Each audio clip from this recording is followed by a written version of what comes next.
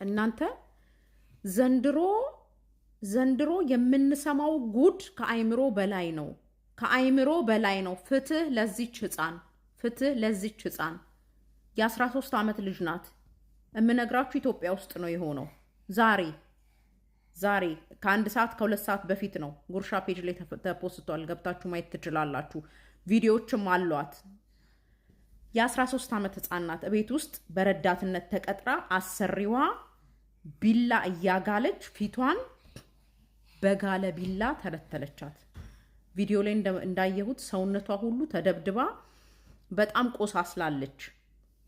በአሁን ሰዓት ሴትዮዋ በቁጥጥር ስር ውላለች። እኔ መጠየቅ የምፈልገው የሚመለከተው አካል አማርኛውም ጠፋብኝ ጋይስ፣ አማርኛውም ጠፋብኝ። ትክክለኛ የሆነ ፍርድ ቅጣት መቀጣት አለባት። ደግሞ ሴትዮዋ ፎቶን ሳየው ነፍሰ ጡር ናት። በስመ አብ ወወልድ ወመንፈስ ቅዱስ።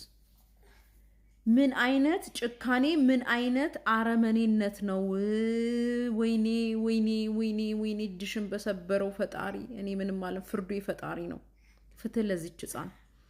ዛሬ ታይዛለች፣ ነገ ተለቃለች እንዳንሰማ። ፍትህ ለዚች ህፃን።